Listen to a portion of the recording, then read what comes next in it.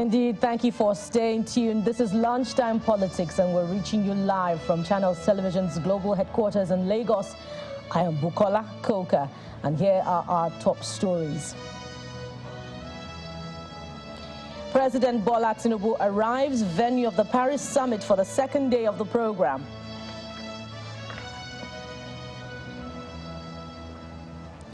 The newly appointed security chiefs get to work and look to hit the ground running.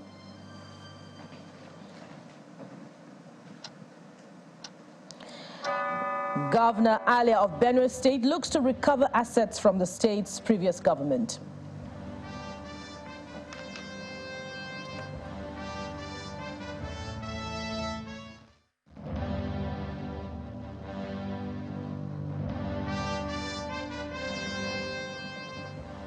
Thank you again for staying with us. As we start off, President Bola Ahmed Tinubu has arrived the venue of the Paris summit for the second and final day of the program. Recall, he attended yesterday's activity where he signed a new global financial pact that places vulnerable countries on a priority list for support and investment following the devastating impact of climate change, the energy crisis, and COVID-19. He was received by French Minister of Europe and Foreign Affairs, Catherine Colonna.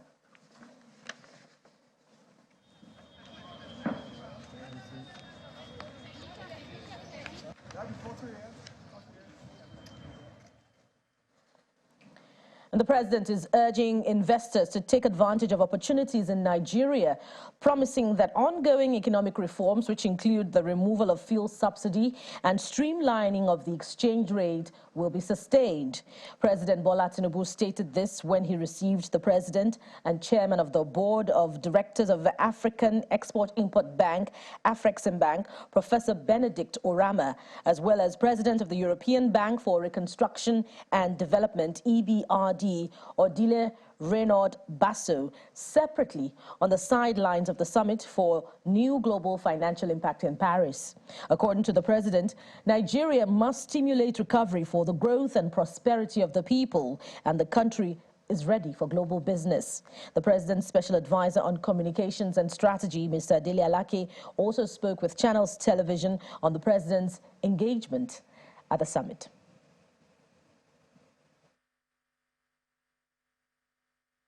Nigeria is now the focus globally of investors. Corporates, financial institutions all over the world are now very excited about Nigeria, and specifically about the fast-paced, dynamic, progressive policies, economic policies of President Bola Ahmed Tinubu in the last 3 weeks. And in Paris here, a lot of them have been showing interest. Even those who exited Nigeria now are encouraged to come back to Nigeria.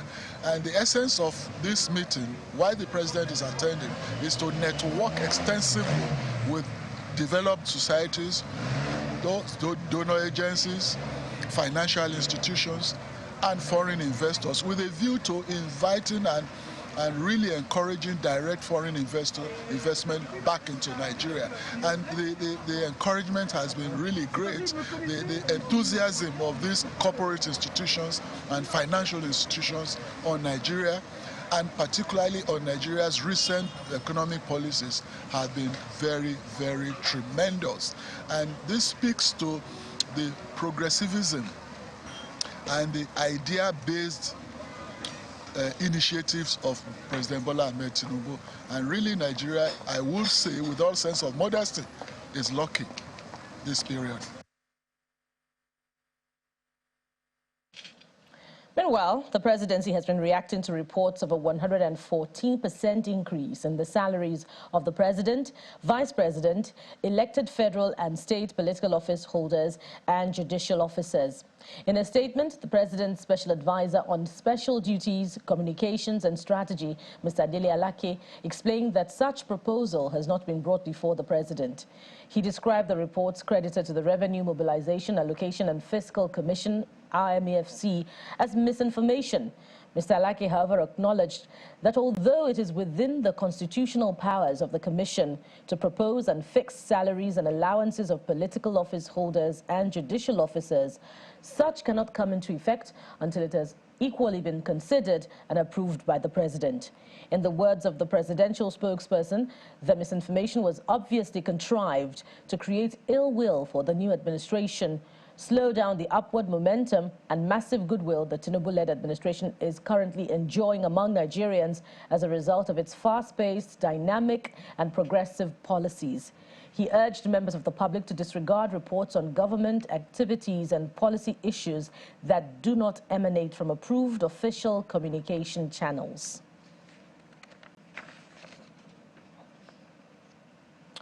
Away from the presidency now to the Election Petition Court. A witness called by the People's Democratic Party's presidential candidate Atiku Abubakar at the Presidential Election Petition Court in Abuja has accused the electoral umpire of deleting results on all the bimodal voter accreditation systems he inspected. Mr. Hitler Mwana tendered a forensic report arising from the conduct of the February 25 presidential election, but admitted that he did not inspect all the BVAS machines. The INEC lawyer Abubakar Mahmood stated that going by the 110 BVAS devices inspected by the witness, only 0.069% of the machines deployed nationwide were inspected. Our correspondent, Emanuela Ekele, reports. Lawyers for the People's Democratic Party, Labour Party, INEC and the All Progressive Congress and President Bola Tinubu are back at the Presidential Election Petition Court for the continuation of hearing in the petitions challenging the victory of President Bola Tinubu. The day's proceedings gets underway with the petition of the PDP, who calls a digital forensic analyst, Mr. Hilton Wala, the 26th witness of the party.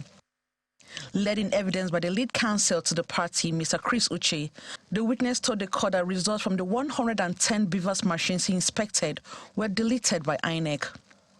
When he was cross-examined by the counsel to INEC, Mr. Abubakar Mahmood, the witness said he attached a standard device used for such an exercise to the machine to arrive at the conclusion with the authority of the commission.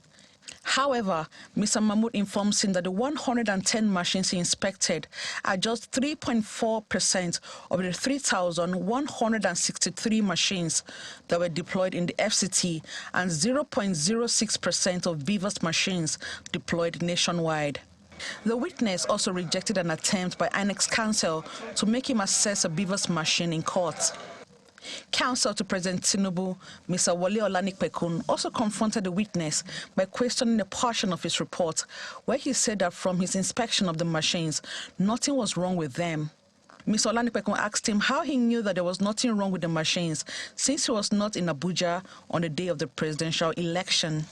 After the witness was discharged, the petitioners went further to tender forms EC8A series from 20 local government areas in Ogun State, 17 local government areas in Ondo State, 27 local government areas in Jigawa State, and 20 local government areas in Rivers State. As part of our strategy today, we call the very vital witness a digital forensic expert. And you remember that this is the very first time we are having a technology-driven presidential elections in Nigeria. So the evidence that this witness has profiled today, a witness who examined the BVAS machines used, is very, very vital. Next is the petition of the Labour Party. The party calls a cybersecurity expert, Chibuoke Ogwoke, who insinuated that the Amazon Web Service could not have shut down as it was the responsibility of the service provider to be up and running. The service is the host of the INEC results viewing portal, where the election results were being uploaded. However, the cybersecurity expert points out that some uploads on the portal are incorrect, such as a picture of a book rather than a result. He argues that the chances of errors being detected after the deployment of an application are negligible. Hearing in the petitions have been adjourned to Friday for continuation. Emanuela Ekele, Channels Television News. Let's look at the high points of, cases from the Election Petition Court this week, as I have joining me constitutional lawyer, Dr. Kayode Akinshola. Dr. Akinshola, welcome to the program. Thank you so much for having me, and good afternoon. Yes, good afternoon to you too. We've seen this week how the PDP council and indeed other councils have talked about how difficult it has been to access materials from the electoral umpire. We've also seen that the APM closed its case and the difficulty in taking all of the witnesses. Now, there's a time factor involved here, but are we racing against time, or is it looking like the proceedings will go on for much longer? Now, you know that the tribunal, as well as other appellate courts, they have the duty to end all of these election petition cases within a space of 180 days.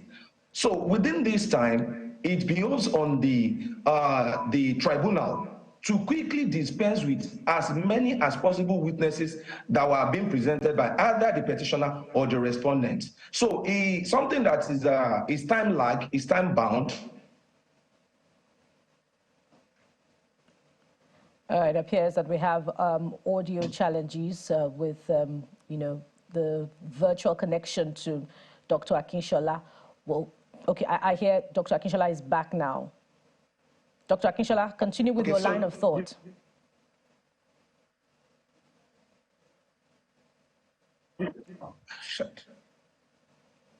Dr. Akinshola? Okay, we'll return to... Yes. Can you hear me? Okay, so the tribunal has the duty to dispense with as many as possible of their witnesses within the time frame that they actually have in. And as such, each of the witnesses, they will be cross-examined, they will be re-examined, and they will be presented by the petitioner and the respondent, as it were. So it is very, very, believing that the tribunal, at the end of the entire 180 days, they will present a well-considered judgment. And the party will actually... But Dr. Akinshola, is INEC treating the administrative procedure, with full cognizance of the procedure being time-bound? Is it conscious of time, simply put? Yes, as far as I'm concerned, I know and I could opine that INEC is actually doing what is within their right. Don't trust some of these politicians. They tend to, A, will go to INEC, they get a particular document, B, will go there, they will say, this was what's presented to me. INEC they are not from heaven. We have Nigerians working within the INEC. So the INEC, to the best of what I've seen, INEC has conducted the very free and fair election. It is now rest on the petitioner, as well as everybody that is presenting their petition before the tribunal to prove their case. We've also seen over the past 3 weeks bundles of evidence tendered by the political parties in evidence, mostly in paperwork, and that's a lot of bureaucracy. But only yesterday, one of the witnesses from the PDP, I believe, accused INEC of deleting critical information on the BVAS machine. And this is very important evidence as well that could back up what has been tendered in paperwork. How material is this to the case? Now, you know that the allegation of deleting such a thing is criminal in nature. And he who allege must prove. The PDP will have the burden of that proof on them to be able to prove that INEC actually deleted certain vital information as well as data from their server. And kind of the allegation of fraud or allegation of any criminal element, you have to prove it beyond a reasonable doubt. It's not the one that you prove on the balance of probability. If you are alleging INEC that they have deleted a particular data, you have to come to tribunal to show them that these data were there prior to the time that they are presenting it before the tribunal. It's neither here nor there. The people that are actually sitting on the panel, these are people that are very trustworthy. They are people of untainted integrity and good for both parties. The lawyer to the PDP, Presidency, SAN, knows his onions, as well as the lawyers to the INEC, as well as the President Bola Ahmed Tinubu. They all know their onions. And we want to believe that we shouldn't just look at the media sensation to read meanings to what goes within the courts. It is normal but Dr. Akinshola, can you rule this out? If you recall the proximity of the governorship election to the presidential election and the concern raised by, I believe, the Labour Party at the time that it would require inspection of the materials, and INEC also going to the courts to raise concerns that it had to use the BVAS machines and hence it had to delete materials, but providing the assurance that the materials will be backed up. So can you rule out the possibility of some materials have been deleted from 101 BVAS machines? Yes, it is within the precinct of INEC to explain if they have deleted any item or any data from their server. For the INEC to actually come and tell us what will have happened, behind their back ends.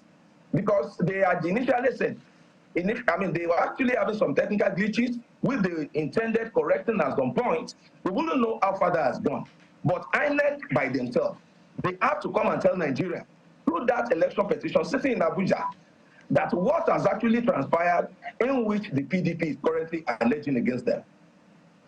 Now, lastly, as you look at the proceedings, what sense are you getting from the courts? And in relation to that, is the presence of the candidates themselves, during proceedings, giving a sort of boost to their supporters that their cases are going anywhere, either for the PDP, the Labour Party, or the APM? Now, from the experience that I've garnered over the years as someone that handles election petition, the proof of irregularities in any election is declaratory in nature, which means that you have to come and prove your case on the strength of that case, not on the weaknesses of the respondents. It's as if you want to come and tell the world that, okay, if the respondents, they are not having any defense at all, you have to come and prove it. Now, the PDP, the Labour Party have come that there were irregularities in states. And they have to come and tell the whole world how those irregularities emanated.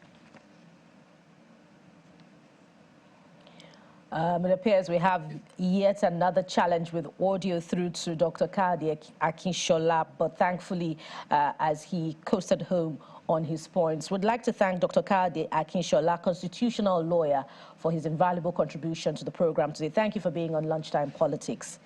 And still to come from on Lunchtime Politics today, away from the courts, many Nigerians expect to see a renewed vigor in the fight against terrorism. That's coming up after the break. Stay with us.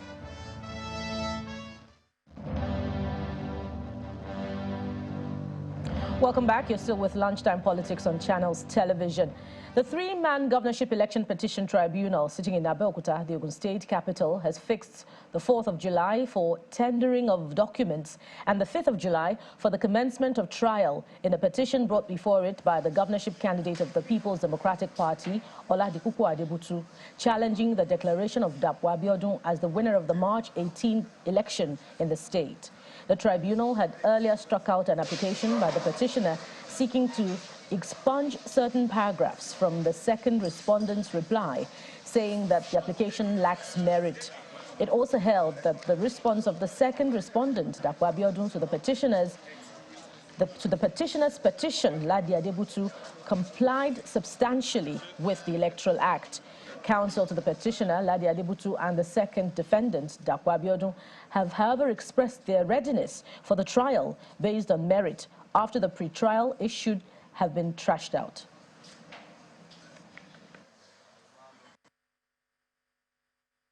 We brought an application, that is the petitioners. There are some certain paragraphs of the response of the second respondent should be struck out. And the tribunal, like they did on Monday, did not agree with us, saying that as respondents, they have space, latitude, to now include whatever they like in their respondent brief, reply to our own petition, that they are not restricted by the provisions of the schedule to the Electoral Act 2022. So in summary, just like the tribunal did on Monday, they did not agree with us. However, the matter was now set for trial. We'll be here on the 4th of July for documents that are not being opposed to be admitted by the tribunal, and then for trial to commence on the following day, 5th of July. We have the view that that application is incompetent. It has not been brought or filed to achieve any justice. Our response to the application was to pray the court to dismiss that application on that ground. And a while ago, the tribunal agreed with our submission and dismissed the application. So as it is now, the response basically filed on behalf of Prince Akpabio is standing and is alive before the tribunal. We have contended that the petitioners actually engaged in vote buying. We have not only contended in our response, we equally front-loaded, that is, filed some documents to buttress that averment, that position. And we have decided to do this to assist the cause of justice so that the court will be in a position to look into the petition and the defense filed by the second respondent. That's what we have decided to do. Away from the courts now, Nigerians may expect to see renewed vigor in the fight against terrorism, going by the assurances coming from the newly appointed Chief of the Air Staff, Air Vice Marshal Hassan Abubakar. Air Vice Marshal Abubakar is promising that the armed forces is building a synergy to combat all forms of security threats in the country. He said that most of the new service chiefs are from the same Course 39, which he believes will boost collaboration among the armed forces. He stated this after taking over from his predecessor, Air Vice Marshal Oladayo Amo, at the Nigerian Air Force headquarters in Abuja.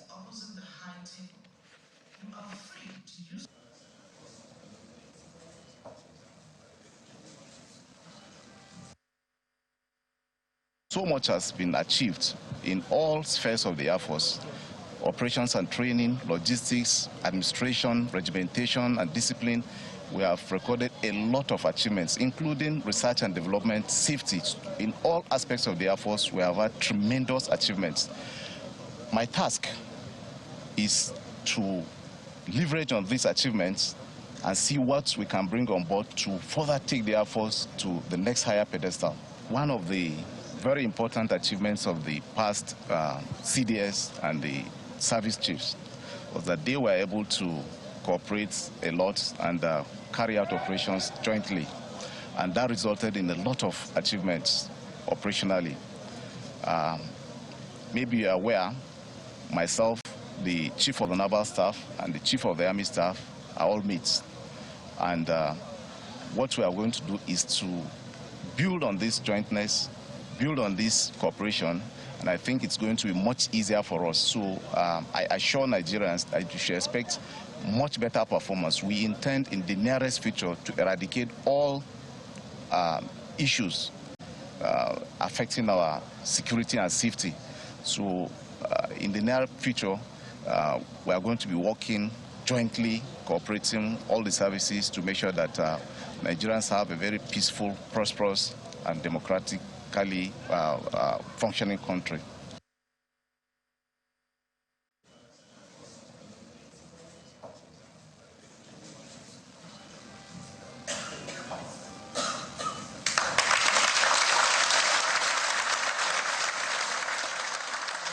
Meanwhile, the official handing over ceremony for the new Chief of Army Staff, Major General Lagbaja, is set to take place at the Defense. It's taking place currently at the Defense headquarters in Abuja.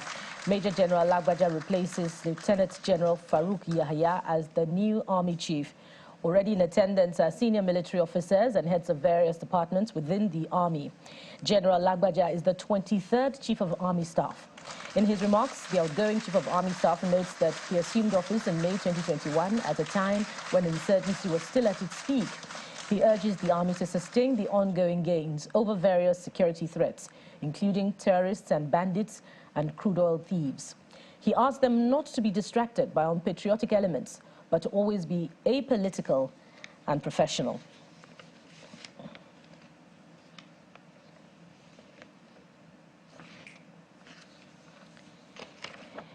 The Benue State Governor, Reverend Father Hyacinth Alia, has inaugurated a 20-man committee for the recovery of government assets allegedly removed by officials of the previous administration, with a warning to be fair and not to victimize anyone in the process.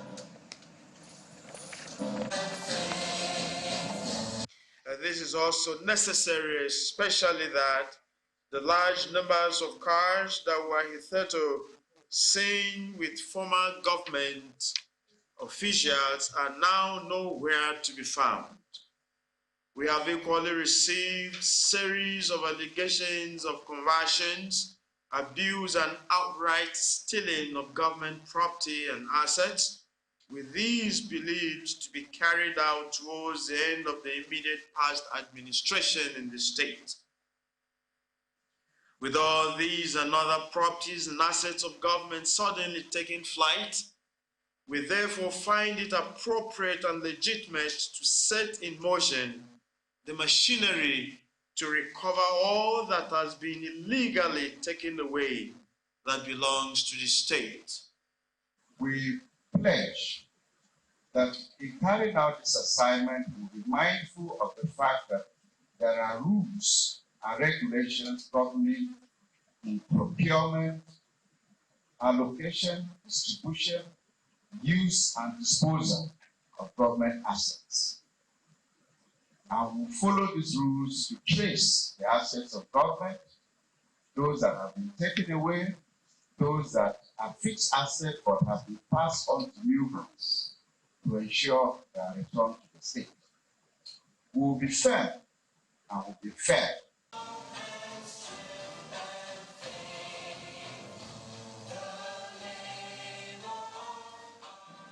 Indeed, you have been served on Lunchtime Politics for today and for the week. Join us again, same time next week. And thank you for watching. I am Bukola Koka. Bye for now.